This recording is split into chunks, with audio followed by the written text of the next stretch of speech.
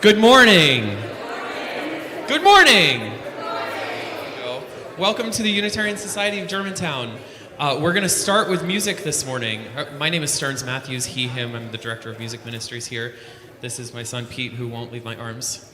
We're going to start with music this morning with number 188, Come Come Whoever You Are, in your gray hymnal. And I'm going to play, and we're going to have my buddy Natasha is here. She's the music director at the UU congregation in Cherry Hill, Natasha Steinmacher. And Emily Joy Goldberg is going to help lead too. We will sing it one time all the way through, no, 2 times all the way through, together in unison, and then we'll break into a round for 3 or so times.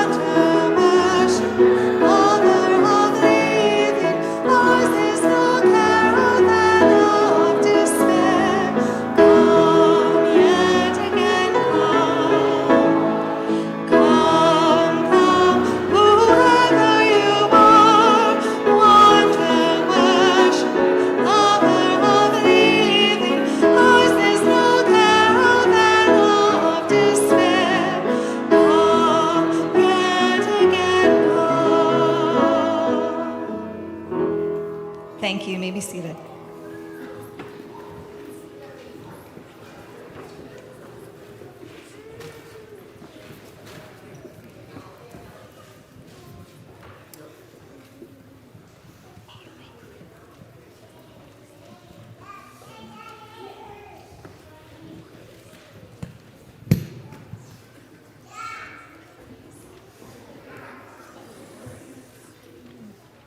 Oh, what a wonderful way to start. Good morning and welcome to the Unitarian Society of Germantown. My name is Shobi and my pronouns are she and her. We are a Unitarian Universalist congregation united in a common purpose to make love real in our lives and in the world.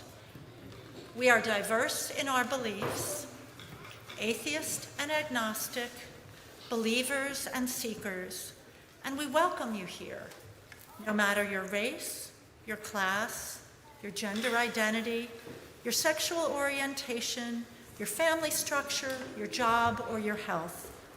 Here we know that no matter our differences, we are connected by the interdependent web of life. Whether this is your first, 5th, or 15th visit, we invite you to introduce yourself to someone at the welcome table, and they would be happy to answer any questions you have about this or Unitarian Universalism. Please complete a visitor form and join us for fellowship and coffee in the dining room through these doors following service. As we work to widen access to our community, Please note that there are large print hymnals available at the welcome table, as well as large print order of service. Listening assisted devices can be picked up from the sound desk. We have an elevator for those who need assistance going up and down. Just ask an usher where to find it. It's a little hidden. Gender-neutral restrooms can be found at the bottom of the stairs in the back of the sanctuary, and gendered restrooms are through this door and down the hall. Use whichever feels right for you. And lastly, longtime members, if you thought none of this applies to you, as our community grows, please wear your name tag. It allows us to greet one another warmly and genuinely. For our announcements today, if you would like to learn more about Unitarian Universalism, and we think this Sunday's service will pique your interest, please join a session of UU 101 in the second floor Children's Library beyond the elevator after the service. Next Sunday, following the service, visitors have an opportunity to meet the minister over light refreshments, allowing you to know this community better and us to get to know you. Also next Sunday, we are making space in Sullivan for a lay-led group of parents to meet, extending the Parenting as Spiritual Practice community that was started by Reverend Hannah last fall. And now, as we deepen into worship, I ask that you silence your cell phones and allow yourself to be present for this hour. But please don't silence your children. Their sounds are welcome here.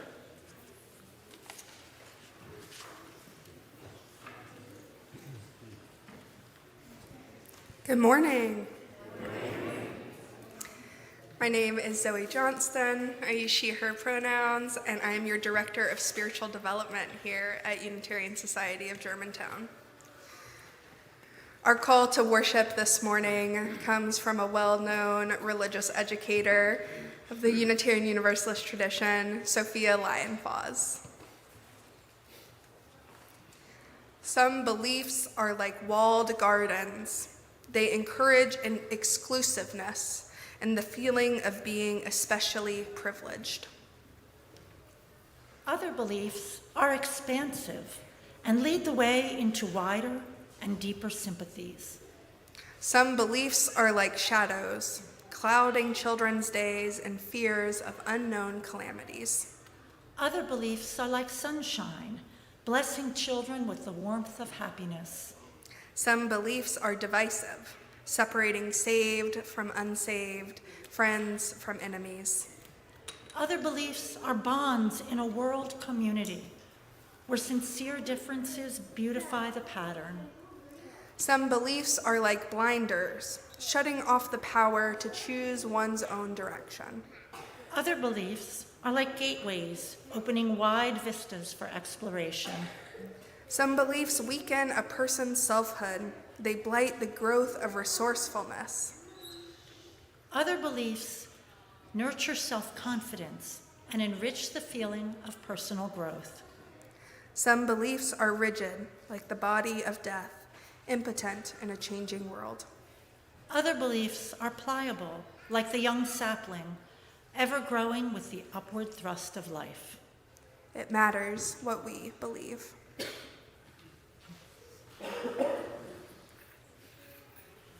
Our chalice will be lit today by Kate Kufari and Hunter.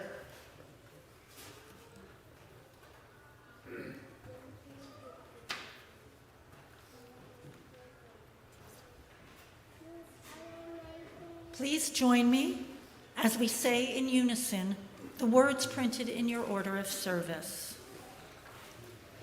We light this chalice, the beacon that calls us to love, to justice, to a deepening of the Spirit.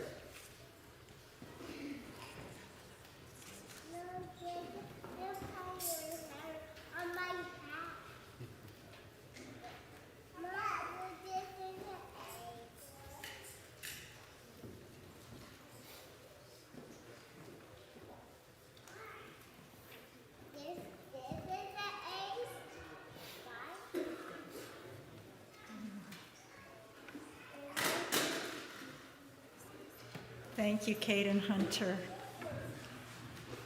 Now, please rise in body or spirit for our first hymn, number 1024 in the Teal hymnal, When the Spirit Says Do.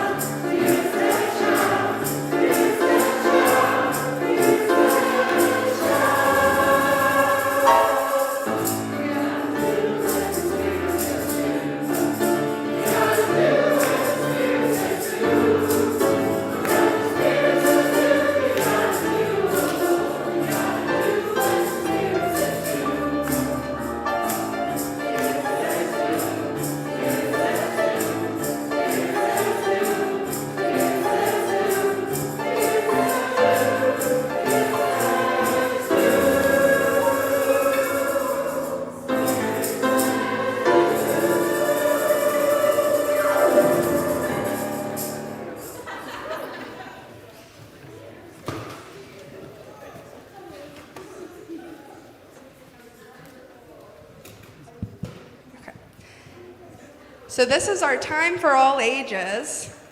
So I want to invite all of our young ones, our kids, our young at heart to join me up here at the front. And we're going to do a few stories today, so you'll have multiple chances to come up here, but this is our regular time that we're going to join together. Ellie, are you going to come up and join me? Yeah.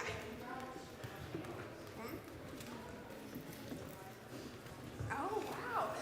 So the garlic that we planted at one of our last multi-gen services is starting to sprout in those pots that we planted. So if you notice those near the little free library that we have, you'll see those. Okay, and is there anybody else in the wiggle room that wants to join us up here I know that those doors are shut, but if there's anybody else in that back room, we'll wait a little bit, but maybe just go ahead and get started as well. So this is a multi-gen service, meaning it's for everybody. But today what we're exploring is what it means to be a Unitarian Universalist. Here comes Yuri. So we're exploring what it means to be a Unitarian Universalist and why it matters what we believe. So before we get started, I think that all of you have some of the most knowledge about our values because you're in class almost every Sunday. And you're doing really important faith development work. So I want to ask all of you, what does it mean to you to be a UU? Or what do you think it means that you come to church on Sundays? Do any of you like coming to church? Yes? Yeah? Jesse, I saw you raise a pointer finger. What do you like about coming? You're just saying yes, I appreciate that.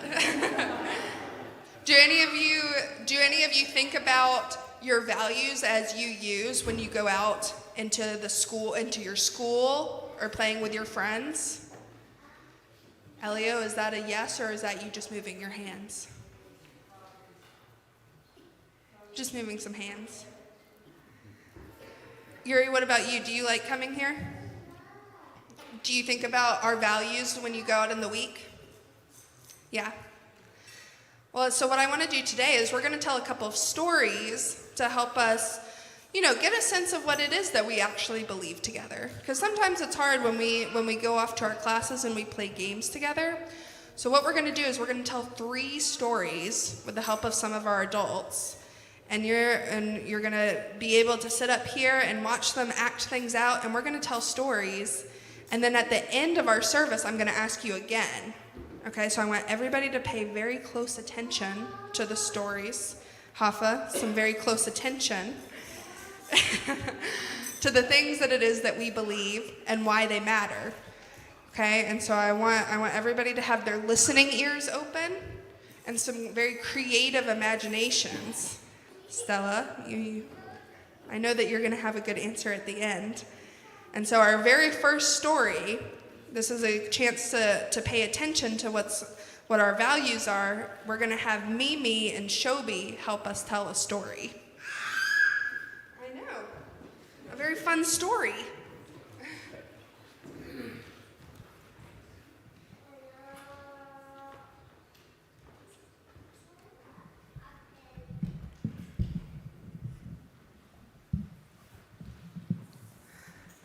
So this first story is called The Weight of a Snowflake. And I'm going to introduce you to our 2 characters. We have a cardinal. Does anybody know what a cardinal sounds like? Beep. That's a good one. That was a good sound. Can you do it a little louder? Yeah. Yeah. And what about a chickadee? This is our chickadee. Does anybody know what a chickadee sounds like? Chirp, chirp, chirp, chirp, chirp. Let's hear everybody do their little chickadee noise. Chirp, chirp, chirp, chirp, chirp, chirp. Okay, so the cardinal and the chickadee are going to help us this morning. Yeah. On a winter afternoon filled with blue shadows and white snow, a chickadee perched on the thin branch of a maple tree and watched the snowflakes fall. A bright red cardinal flew over and landed nearby.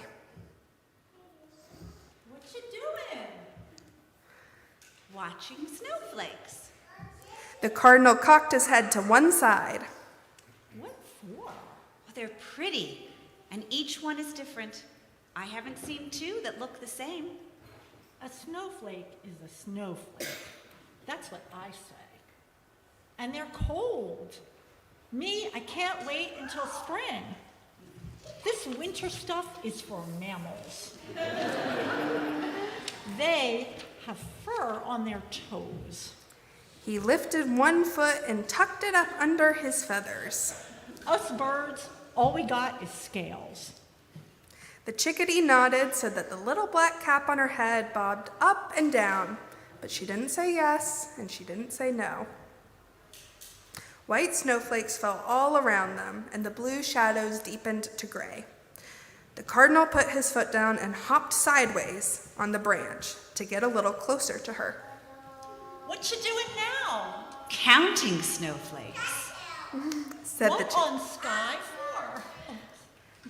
I was wondering how many snowflakes this branch would hold. Don't worry about it. That's what I say. Snowflakes don't weigh anything. Not anything? Well, almost not anything. Snowflakes weigh next to nothing. They don't count for anything, and they're all the same.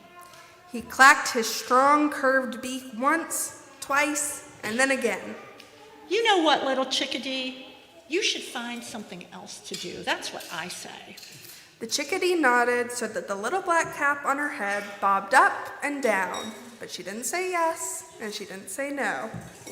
After a minute, the cardinal clacked his beak once more, then flapped his strong red wings and flew away. The chickadee stayed where she was, perched on the thin branch of the maple tree and counting the snowflakes where they fell. White snowflakes fell all around her, and the gray shadows slowly deepened to dusk. More snowflakes fell, each one different and each one beautiful. Some of them landed on that branch. Some of them landed on her. Snowflake after snowflake, each one weighing almost next to nothing, but all counting for something. Because as the dusk deepened into darkness, and as the chickadee counted snowflake number 10,303, it's a really big number, that branch broke from the weight of the snow. The chickadee fell with the branch, but only for a moment, for she flapped her wings and flew up into the snowflakes that fell from the sky, each snowflake different, each snowflake beautiful, each snowflake counting for something in its own way.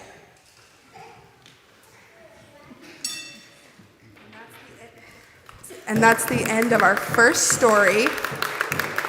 Pay attention to what you think that means for us. We're going to send you back to your seats, but you'll be able to come back up later on.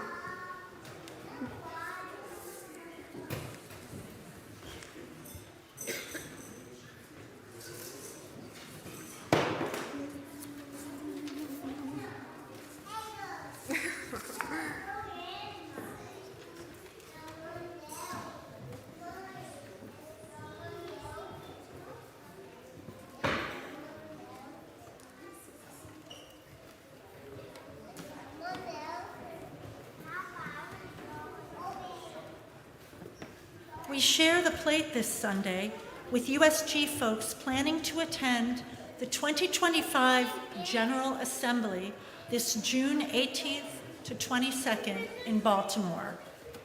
The costs to register and attend GA can be prohibitive.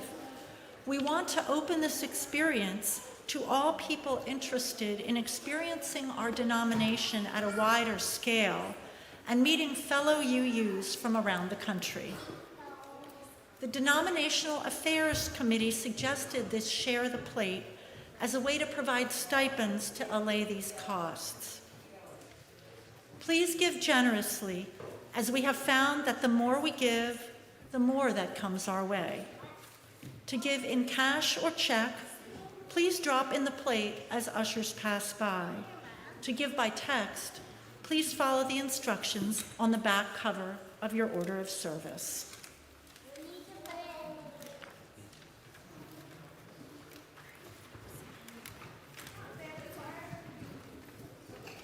Our offertory this morning is going to be sung for you, maybe with you, by our family choir. You might be thinking, we have a family choir? What's that?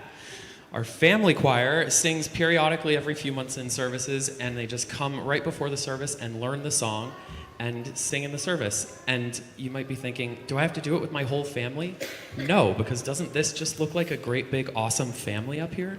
So anyone across the lifespan is welcome to join us, so keep an eye out for the next happen.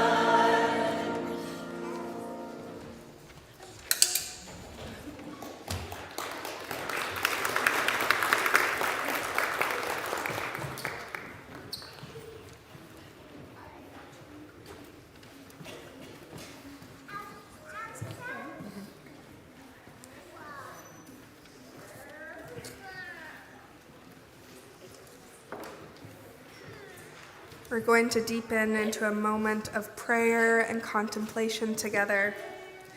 But today we're going to do an embodied practice that helps us move our bodies a little bit to reach that place of inner stillness. So just like our shared values, this is a practice you can always return to when you need something to help you feel strong and steady. So we're going to be like a mountain. So take a deep breath in. Let it out. Another deep breath in. And let it out. And I want you to feel the bottoms of your feet on the floor. Move all of your attention to your feet. Feel how your weight is held in the balls of your foot, along your arches, maybe even on your toes. Give your toes a wiggle. You are solid. And because we're going to be mountains, we're going to imagine ourselves as mountains. Decide if you are a mountain that is seated and sitting up tall, or if you are a mountain that is standing. A very tall mountain that reaches up in elevation. So we can either stay seated, or if anybody wants to stand up and feel the fullness of their weight on their feet and in their body, this is your moment to do so.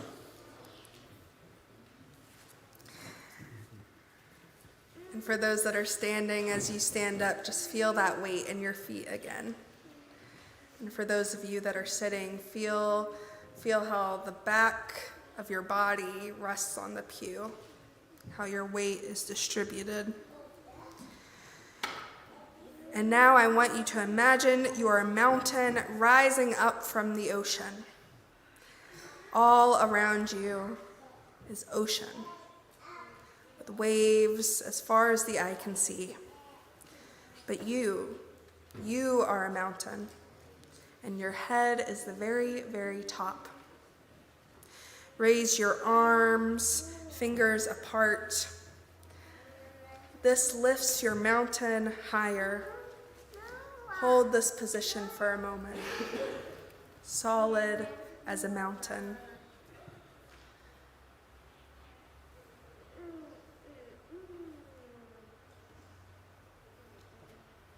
Notice if you have any thoughts or worries as you move your arms maybe a little bit.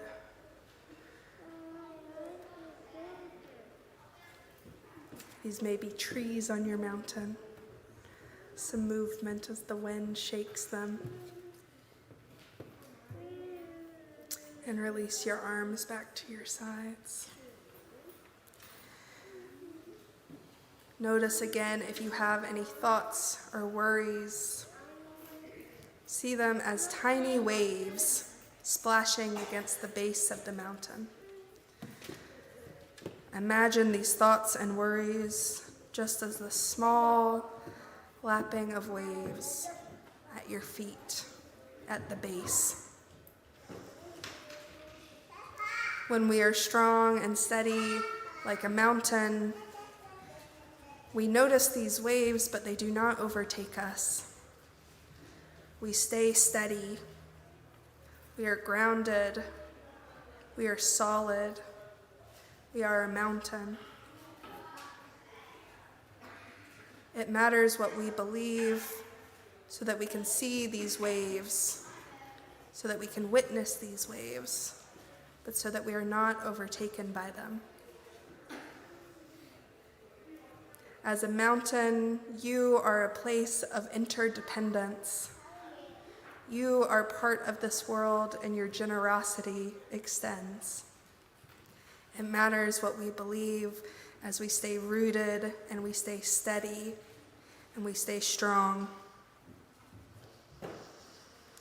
Breathe in and breathe out to blow the waves far out to sea. Let's do that together. A deep breath in, and then almost as if you're blowing the waves out. Watch the water become calm and still around you. Those thoughts and worries lap up against your shore, only to settle back out into the ocean. Let's bring our arms up one more time. Feel your full height as a mountain.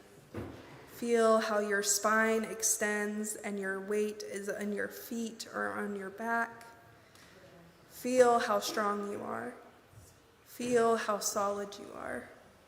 Feel how rooted you are, even as the ocean finds itself at your base. And as we release our arms to our sides and take one last breath in, take one more mindful breath and relax. Know that you can stay strong as a mountain all day long, all week long, and come back to this practice when you need it.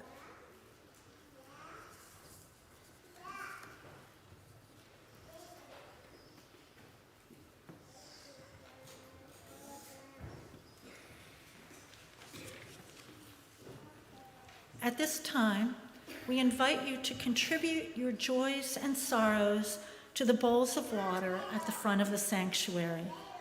Choose a smooth stone or a pebble and place it in the water to absorb your pain or ripple out your joy. Sterns will play as we process up the center aisle.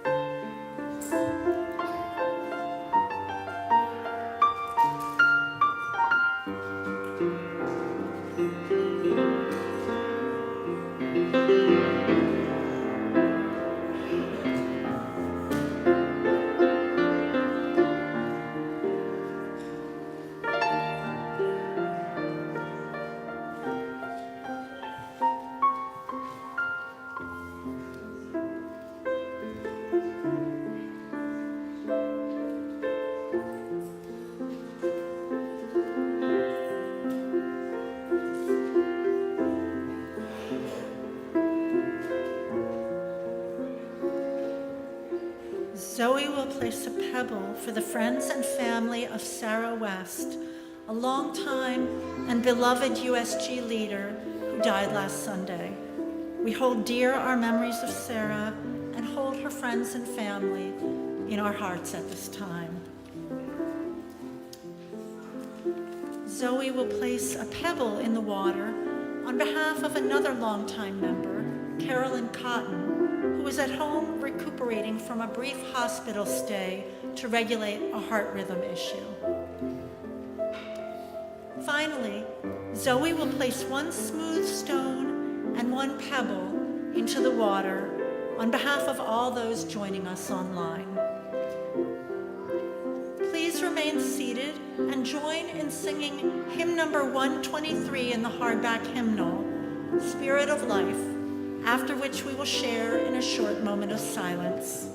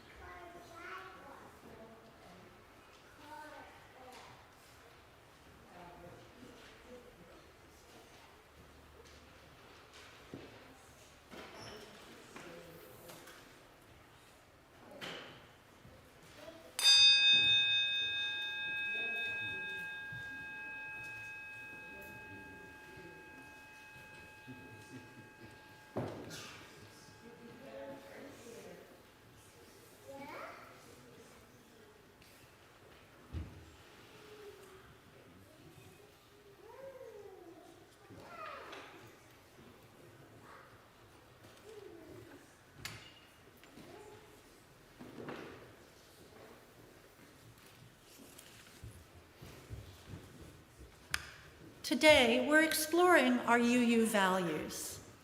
One of these is interdependence, or in the words of our 7th UU principle, respect for the interdependent web of all existence, of which we are a part. These sound like lofty words, kind of abstract, but what I love about our UU values is they're actually super pragmatic. They help me decide in my ordinary daily life what to do and what not to do. These days, I'm thinking about what to plant in my yard this spring. Once upon a time, I would have chosen plants that I think are pretty and don't take a lot of work to take care of. I thought of my yard as just that, mine to enjoy. But I've been learning how important all our landscaping decisions and choices are to the larger web of life we're a part of. A lawn covered in grass So this spring, guided by our 7th principle and recommendations from the Audubon Society,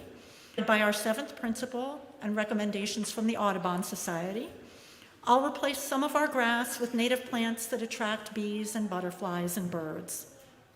I'm just one person, but it matters what I believe. Thank you.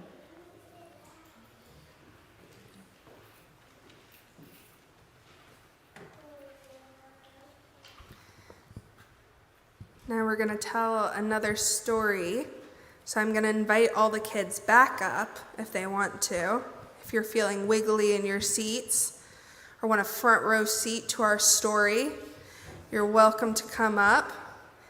And we're going to have a story and then a song and then another story. So you can stay up for the whole time for a front row seat to our stories. And as you're making your way up, I didn't get to see your mountain poses. So once you get up here, before you sit down, will you show me your mountain pose? Yuri, can I see a mountain pose from you? Yeah. Yara, do you have a good mountain pose? A seated mountain. Yeah.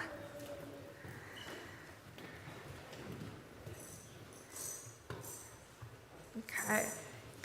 So helping me with this story is Judy and Philip.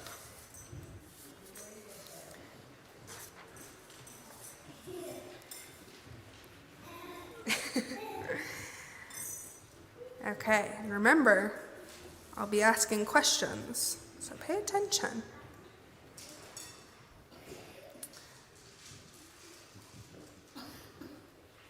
I don't know that it happened this way, but I do know that it's true, that long ago and far away, or more likely recently and quite nearby, high up in the mountains, an egg was laid on a leaf. And in the light of the full moon, out of that egg hatched a little brownish caterpillar with white markings. The caterpillar's name was Homer. Homer looked around in surprise and wonder to find himself alive in the world.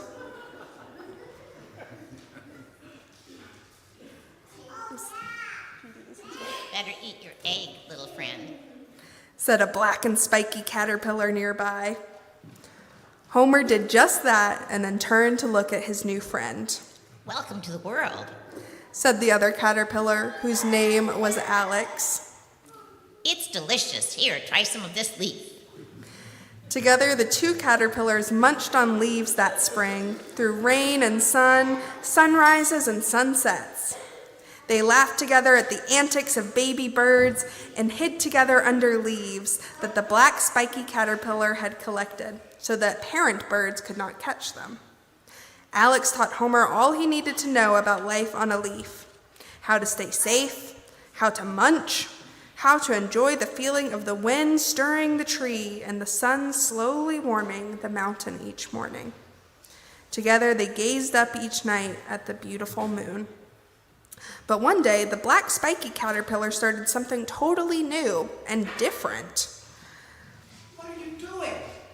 Asked Homer as Alex carefully put down silk on the underside of a twig in the newest collection of leaves and began hanging upside down. Making a chrysalis.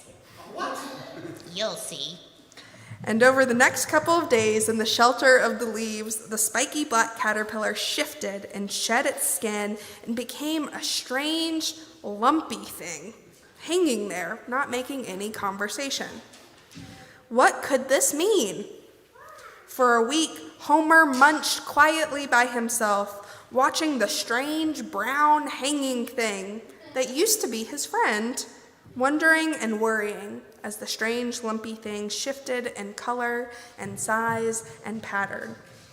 Then one day, out of the strange lumpy brown chrysalis, pushed an even stranger creature. Homer watched as this new creature pumped blood into its black and white and bright orange wings. Wings? And unfurled a strange new mouth. The new creature turned to look at him.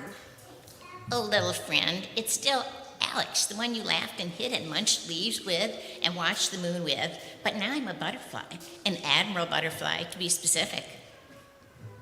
But you changed. You were as constant as the moon, and now you changed. Oh, friend, we're supposed to change. Why, even the moon is different night to night. Sometimes we see all of it, sometimes only a sliver, and sometimes we can't see it at all. But what a change.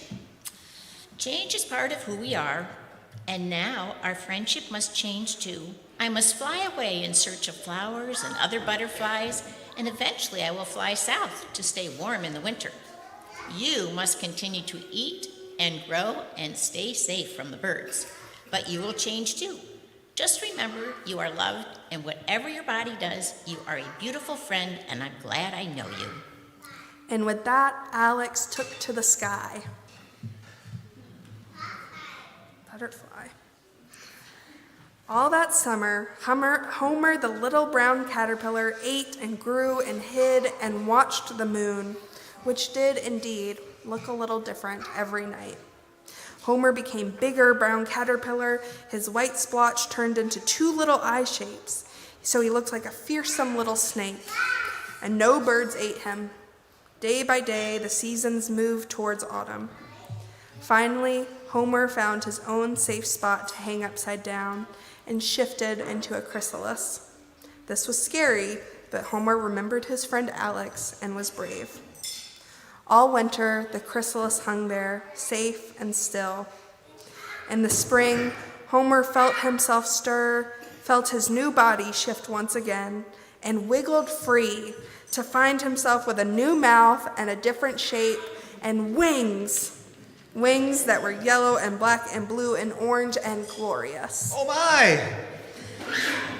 Said Homer, the Appalachian tiger swallowtail, gazing at himself in wonder and delight.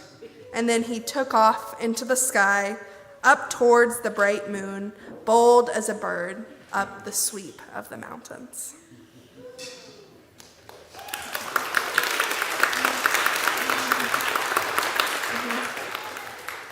Now, Stearns is going to perform a song, but we're going to do a story right afterwards. So if you want to sit here and enjoy, you can.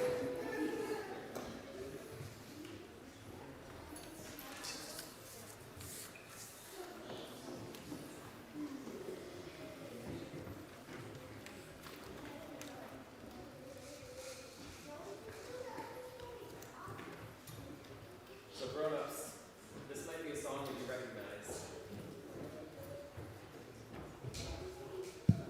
So grown-ups, this might be a song that you recognize, and I'll just say, it wasn't exactly my idea to put it in the service, but I'm not mad about it. So please, if you know, sing along.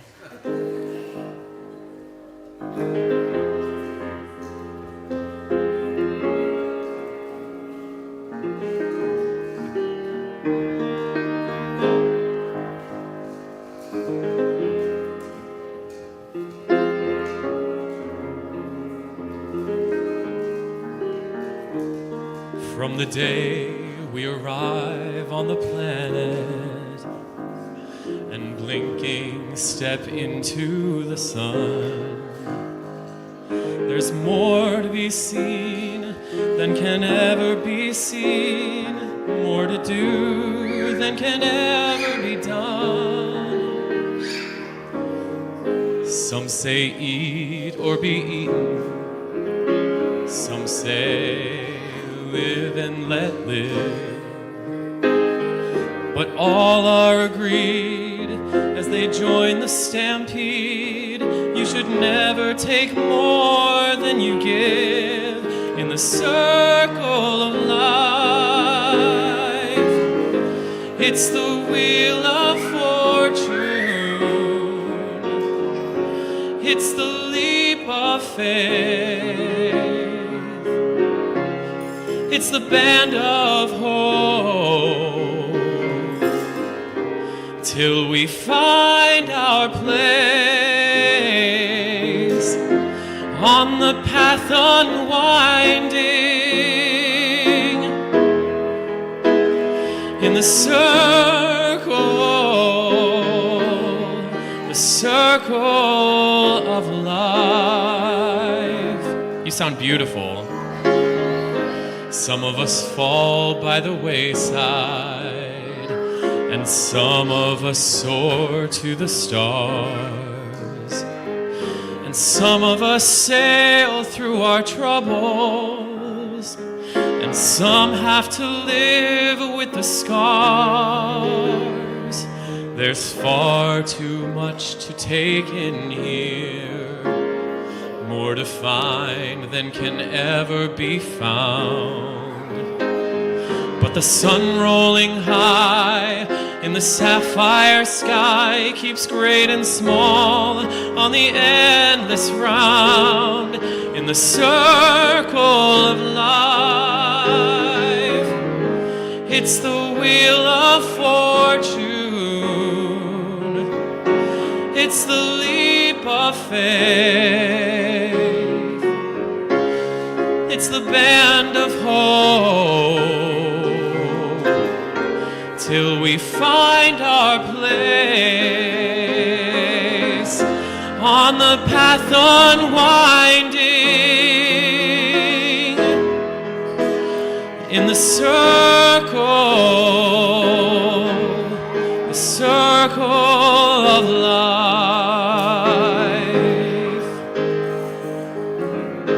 It's the wheel of fortune. It's the leap of faith.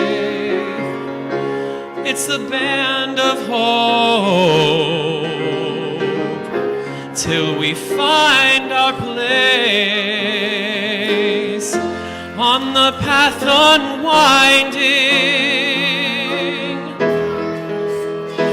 in the circle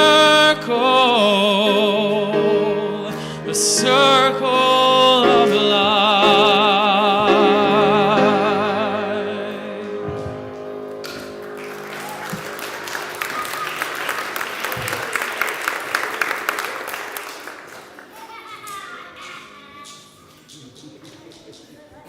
That was Reverend Hannah and I's idea.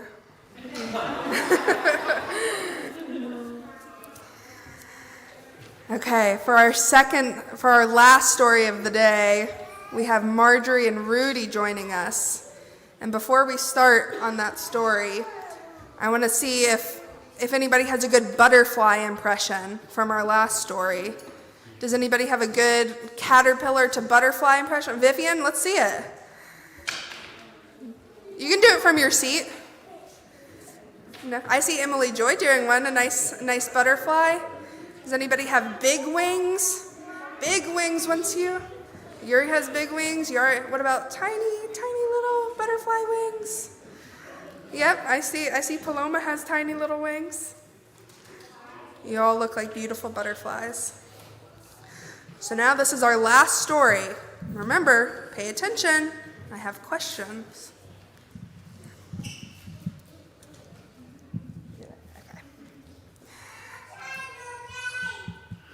And I forgot we have a prop for this one.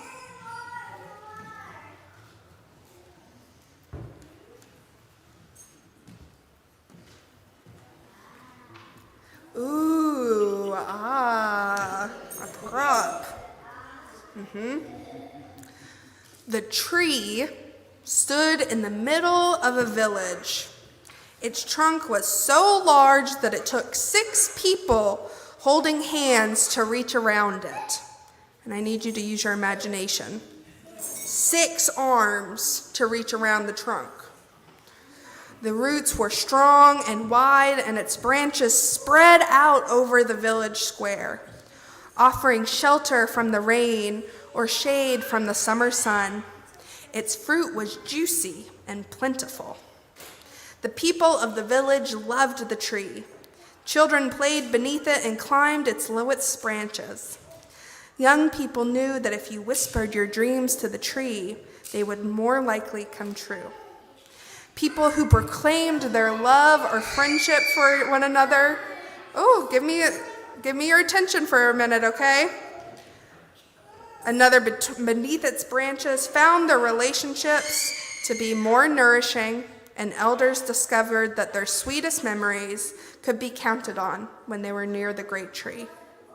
The tree had been witness to so much, and when the breezes blew through the leaves, one could hear echoes of generations, laughter, conversations, dreams, prayers, and songs. Animals loved the tree too. Rabbits lived in burrows under the roots. Squirrels and monkeys lived in the branches, and bats and birds flew in to eat the abundant fruit. The tree seemed to buzz with life. One day, a traveling merchant arrived in the village. He rested in the shade and ate 2 pieces of delicious fruit. This fruit is incredible.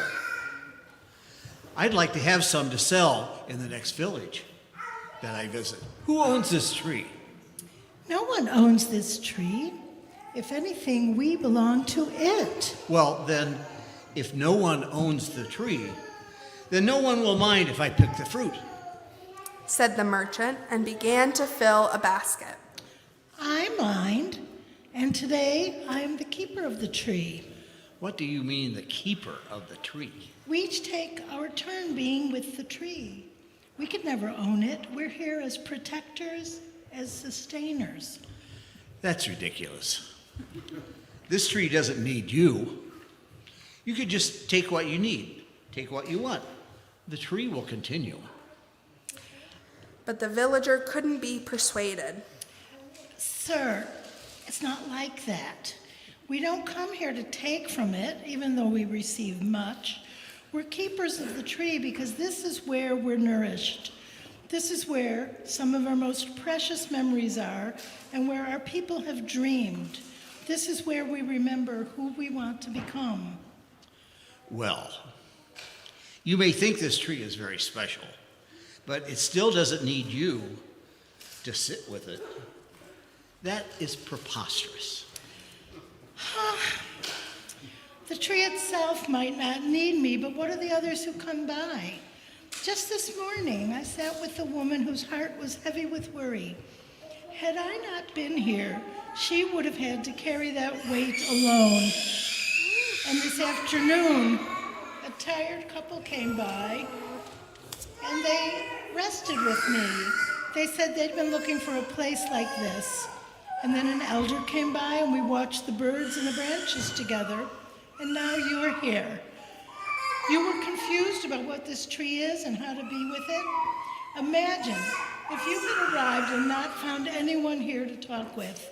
You might have continued thinking that everything you do is all about you. Luckily for you, my friend, I'm here to let you know that when you care for the tree of life, it becomes about so much more than just you. And the merchant sat for a while in the shade, thinking about these ideas that felt new and a little challenging. As the sun went down, he picked up his bag and headed out of town, whistling a song that he hadn't thought of in years. On his way, he shared a smile with each person he met, his heart feeling strangely light and joyful. And the people of the village, they continued to sustain the tree of life, to care for one another, and to share their gifts with grace and gratitude. May it be so for each of us.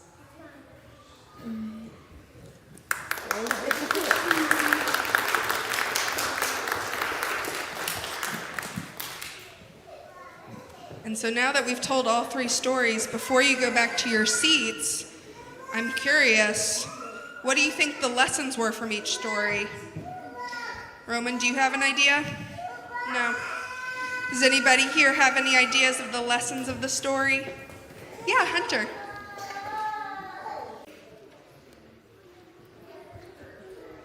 I think that maybe those teach us that we all matter, even if we think that we're small and our actions can't be measured. And I think that for the butterflies, that's a moment of change and transformation that feels scary at first. But when we embrace it and are brave, then we find ourselves in new places and new ways of being. Thanks for listening to those stories, guys. I like your interpretations that we should take care of each other, we shouldn't just think about ourselves, and we should water our plants and give them sunlight. That's very important in the next few months as we start our gardens and our yards.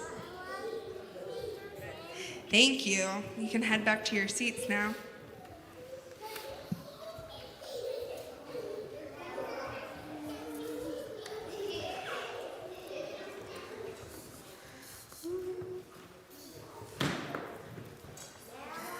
And we'll end today with our hymn 1064 in the teal hymnal, Blue Boat Home.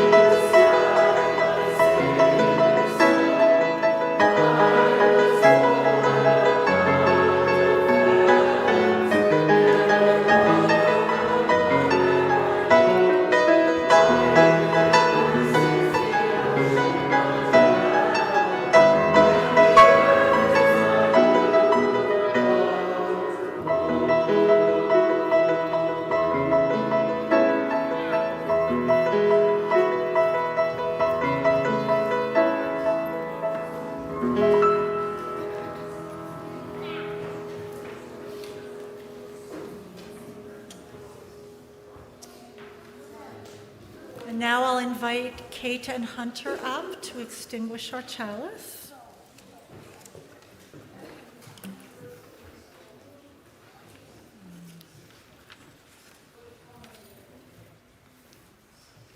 And as we extinguish the chalice, please join me in unison with the words printed in your order of service, followed by our sung response. We extinguish our chalice, but the flame remains in us as we live into the mission of this congregation, building beloved community with compassion, service, and empowerment.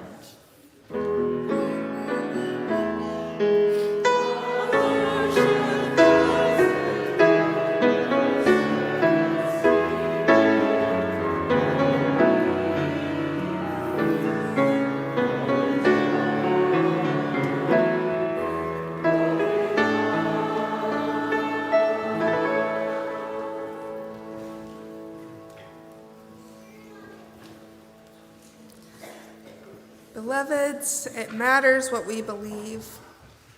When we know that each of us matters, when we are willing to embrace change and transformation, when we hold a responsibility to the interdependent web of life, We are made as powerful as mountains. May our beliefs be as expansive and pliable like the young saplings, ever growing with the upward thrust of life. May it be so, and amen.